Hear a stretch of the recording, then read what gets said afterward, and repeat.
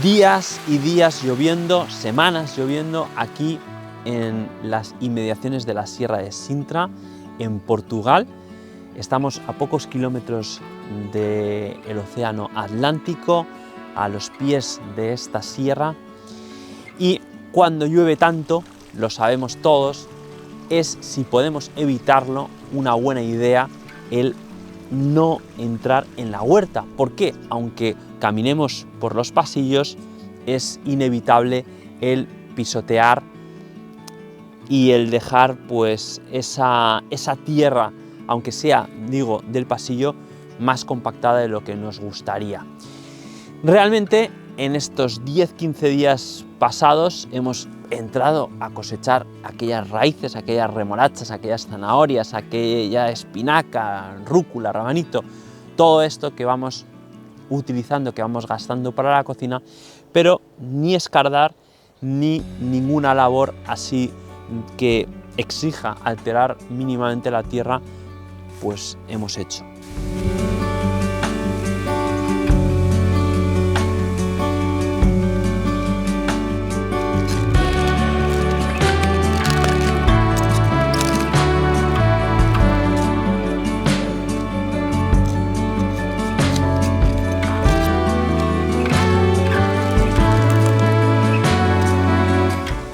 Aunque veas que te está saliendo en algún punto algo de hierba, no pasa nada, tampoco tenemos que volvernos locos con ello, porque la huerta está bien atendida, hay un buen manejo durante todo el año de la hierba, y cuando ya tengamos un poquito de ventana de buen tiempo, aunque yo sé que esto es muy discutible, ¿verdad? Porque este tiempo es fantástico de lluvia, pero tiempo sin lluvia que nos permita el que la tierra se oree un poco y que ya podamos perfilar el perímetro, siempre ese perímetro importante, que la hierba de fuera pues no penetre, atender un poco los bancales, si ha salido algo de hierba. Bueno, todo eso lo vamos a hacer cuando el tiempo nos lo permita, y ahora es tiempo de cosechar. Ahora, fijaros, estamos ya a punto de entrar en el mes de noviembre y estamos viviendo de las rentas, de esas rentas de lo que hicimos en el verano y en los primeros días del otoño, para precisamente en esta época donde ya no es momento de plantar prácticamente nada o nada, salvo dentro de poco que vamos a sembrar los ajos y las habas y guisantes, el resto es cosechar todo aquello que ha estado puesto en tierra en su momento. Vamos a hablar hoy más profundamente de un proceso de cultivo que yo creo que es inevitable cuando nosotros profundizamos en la huerta.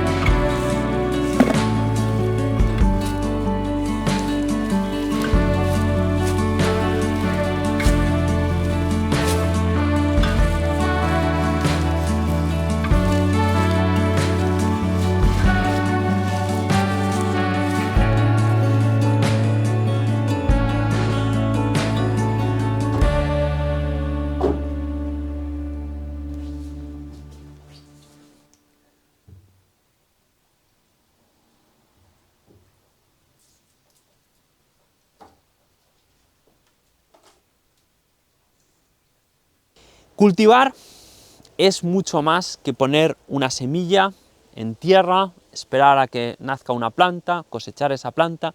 Cultivar en realidad es trabajar con los elementos, con las fuerzas que hay en la naturaleza. Tenemos la tierra, tenemos la lluvia, tenemos el viento, tenemos el sol, por supuesto, tenemos la temperatura que va cambiando a lo largo del año, tenemos los insectos, las plantas, los pájaros que nos visitan, pequeños mamíferos como ese erizo, ese amigo de la huerta que entra para comerse los caracoles, las babosas y demás. Realmente cuando cultivamos estamos bailando al son de la naturaleza, pero aparte de esto tan evidente, que es lo que todos vemos, de las plantas sobre todo, que son las que nos queremos llevar a casa, en este espacio, igual que en todos los espacios, hay cosas que nosotros no vemos y que son tan importantes o quizás más importantes que lo que vemos, porque son esas cosas que no vemos las que son la verdadera semilla para el surgimiento de la vida.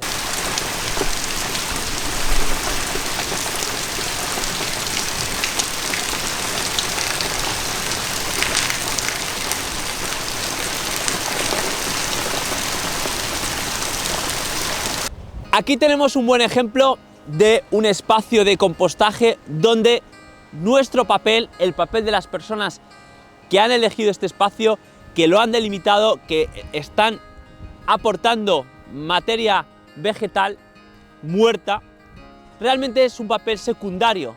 Los protagonistas son los que no vemos, son las bacterias, son los hongos que con unas condiciones de humedad, de cierta aireación, van a acabar por transformar esto en ese humus que estamos buscando para alimentar el suelo de nuestra huerta.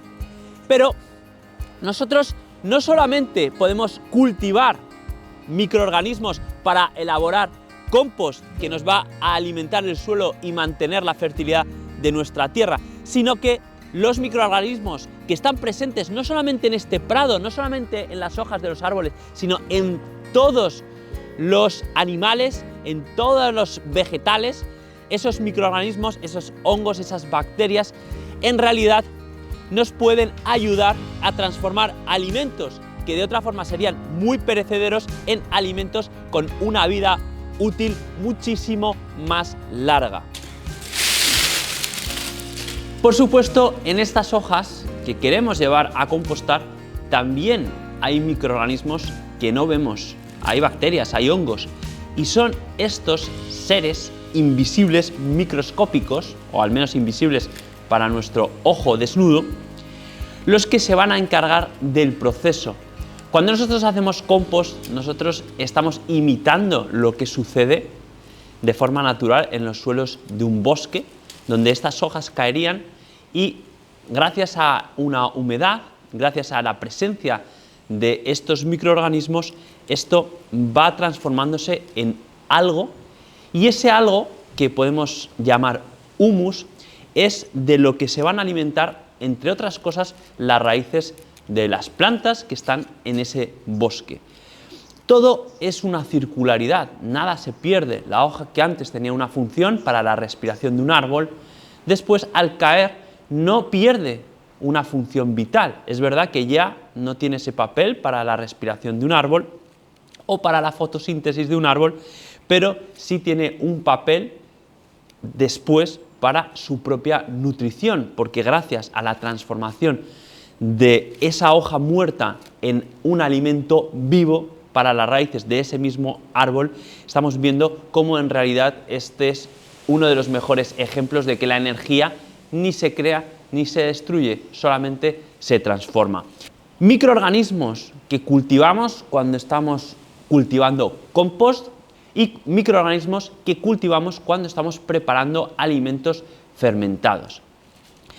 Si nosotros cosechamos una col o unas zanahorias o cualquier cultivo, cualquier producto de nuestra huerta y nos lo llevamos a nuestra cocina, tiene una vida corta, realmente son alimentos perecederos. Pero nosotros nos podemos aliar con microorganismos, con bacterias de nuevo, con hongos, para alargar de una forma muy importante la vida de estos alimentos. Pero cuando nosotros nos aliamos con esos microorganismos para obtener productos fermentados, en realidad pasan más cosas. Os voy a contar 3 cosas que pasan que son absolutamente mágicas, no se me ocurre otra palabra, y que son aquellas cosas que creo que deberíamos todos conocer sobre los alimentos fermentados. Por cierto, que para todas estas cosas no hace falta saber química, no hace falta tener aparatos complejos, no hace falta ni siquiera tener estudios, porque los que han hecho fermentación durante milenios, muchos de ellos, pues evidentemente no sabían ni que aquí había bacterias ni que había hongos, simplemente observaban ciertos fenómenos y se aprovechaban de ellos. Es mucho más simple de lo que pudiera parecer. La propia palabra fermentación puede incluso ya asustar a ciertas personas, pero vamos a ver que es muy simple. 3 cosas que pasan en el proceso de fermentación. La primera es que cuando nosotros llevamos a un proceso de fermentación un alimento, vamos a extender su vida de una forma tremenda. Un alimento que sería muy perecedero, de pronto se va a poder consumir durante una temporada muy larga, que puede llegar hasta años en muchos productos fermentados. ¿Por qué pasa esto? Porque los microorganismos que participan del proceso de fermentación producen ácido láctico, ácido acético, alcohol, y todos estos son bioconservantes y van a conservar ese alimento preservando sus propiedades nutricionales. Pero no solamente eso, sino que además, y esta es la segunda cosa a tener en cuenta, se produce una predigestión. De esta forma, los alimentos fermentados son más fácilmente digeribles. El caso casi más conocido sería el de la soja. La soja es un alimento difícil de digerir, una proteína muy compleja que gracias a un proceso de fermentación se transforma en aminoácidos digeribles. Ahí tenemos el tamari, salsa de soja, el tempe, el miso, todos ellos pues productos súper consumidos en la cocina oriental, pero también ya hace muchos años que han llegado a Occidente y son muy conocidos por todos. No solamente la soja, pensemos en la leche. Hay muchas personas que tienen intolerancia a la lactosa. La lactosa es un azúcar que, gracias a un proceso de fermentación, las bacterias lácticas transforman ese azúcar en ácido láctico. Ahí tenemos el resultado, que es el queso, mucho más digerible. Podríamos hablar del trigo, que de forma natural también es difícilmente digerible por muchas personas y que después de un proceso de fermentación se hace más digerible. Tenemos, por tanto, 2 cosas importantes. Extendemos de una forma alucinante la vida de los alimentos, preservando sus nutrientes, y además los hacemos más digeribles para nosotros, pero es que pasa una tercera cosa que también realmente es sorprendente. En esta actividad de estos microorganismos se producen nuevos nutrientes. Se sabe que las bacterias lácticas, por ejemplo, y otros microorganismos producen vitaminas del grupo B, por ejemplo. Son muy numerosas, podéis buscar información sobre ellas porque es una lista realmente impresionante. Se producen antioxidantes, es decir, estamos creando una mayor riqueza, o al menos estamos introduciendo una serie de elementos de alto poder nutritivo. Estamos realmente aliándonos con microorganismos para que nos den como resultado alimentos que son muy saludables para nuestra microbiota. ¿Qué es esto de la microbiota? Nuestro interior, nuestro sistema digestivo está poblado de trillones de bacterias, de hongos, de otros microorganismos, y realmente la salud de esta microbiota, de estos microorganismos que viven en interdependencia con nosotros mismos, es hablar de nuestra propia salud. Por eso, cuando se escucha hablar de probióticos, pro, que quiere decir a favor, bio, de la vida, estamos alimentando esas comunidades de microorganismos que viven con nosotros y de cuya salud o enfermedad depende también nuestra propia salud y nuestra propia enfermedad. Algo que tenemos que tener muy claro es que cuando estamos comiendo, cuando consumimos alimentos fermentados, estamos consumiendo alimentos vivos, siempre y cuando no hayan sido pasteurizados. Si vas a comprar algo a una tienda, algún alimento ya fermentado, un chucrut, por ejemplo, fíjate si ha sido pasteurizado. Si ha sido pasteurizado, entonces ya no es un alimento vivo, puesto que el calor ha matado todos esos microorganismos. Por eso es tan deseable que aprendamos nosotros a aliarnos, a cultivar no solamente plantas, no solamente compost, sino también a cultivar alimentos fermentados, porque es la mejor forma de comer alimentos vivos.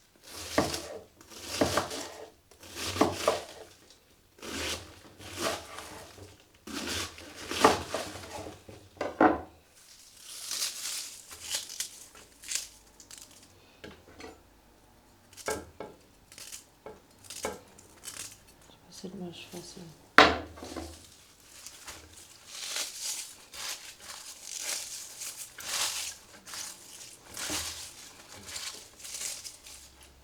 Aquí vemos la diferencia entre el chucrut y el kimchi. Una de las primeras diferencias, que es que si bien el chucrut lo cortamos en finas tiras, el kimchi se despedaza, como está haciendo Anabela.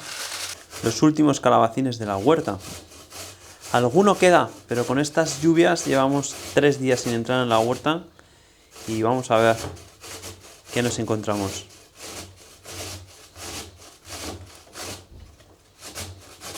Rayamos bien el calabacín, con piel y todo, por supuesto, y para adentro.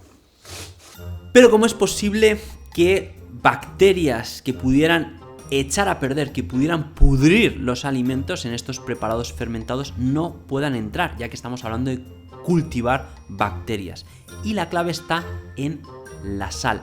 La sal es un inhibidor de la vida, de los microorganismos, pero a dosis adecuadas podemos crear un medio en el que sí pueden desarrollarse ciertas bacterias, las bacterias lácticas, que están presentes en tantos procesos de fermentación. Las bacterias lácticas, al reproducirse, van produciendo ácido láctico. El ácido láctico va creando un medio cada vez más ácido. Esa acidez que nosotros saboreamos en el chucrut o en el kimchi. En ese medio ácido, las bacterias que no queremos no pueden desarrollarse. Si usamos sal, como es perentorio para esta receta y otras, necesitamos sal que no esté yodada, que no tenga ese antimicrobiano, que tampoco tenga antiaglutinantes. Nosotros usamos sal marina. Y también necesitamos para esta receta agua. No queremos agua clorada porque también está tratada para precisamente matar los microorganismos. Agua de manantial si podemos, y si no, vamos a hervir el agua del grifo para evaporar el cloro.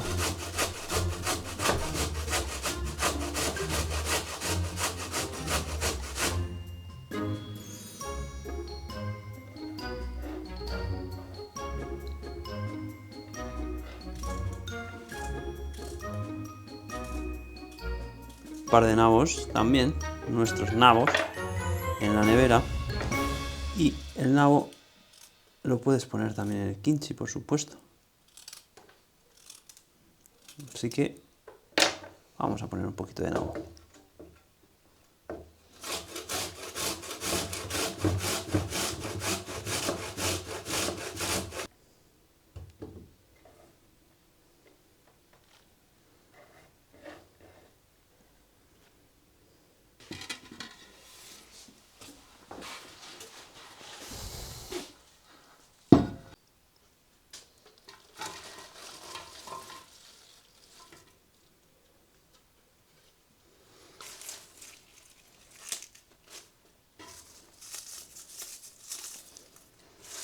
¿De quién es este balde, Anabela?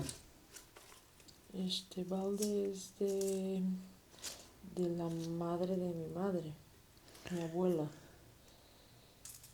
Este balde tiene más de 100 años. ¿Y para qué lo usaban? este para pan, el otro para hacer estos pasteles de navidades que nosotros llamamos filó.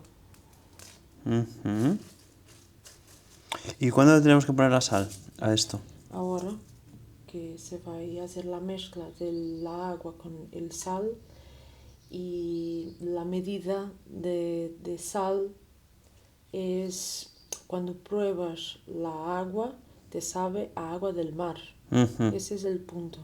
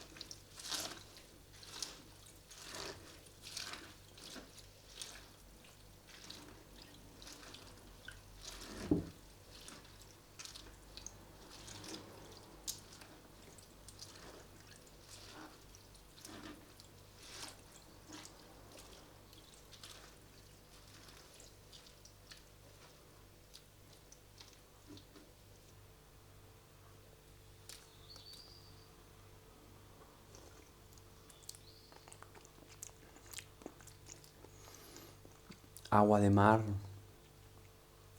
potente.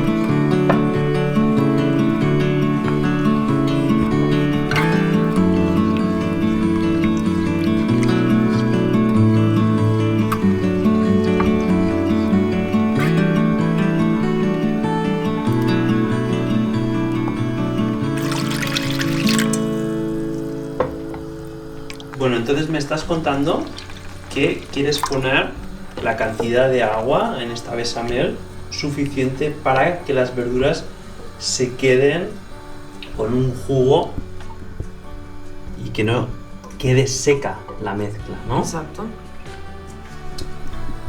Inicialmente en esta receta decías que por cada cucharada de harina de arroz 125 mililitros de agua, ¿era así? Sí. Aproximadamente. Sí. No es un bechamel que quede así una pasta fuerte, pero que se quede así como, ¿sabes? ¿Más líquido o más grueso? Más líquida. Ajá, entonces no quieres que quede tan grueso como la bechamel. Sí, no, es eso. Más fluida, ¿no? Más fluida.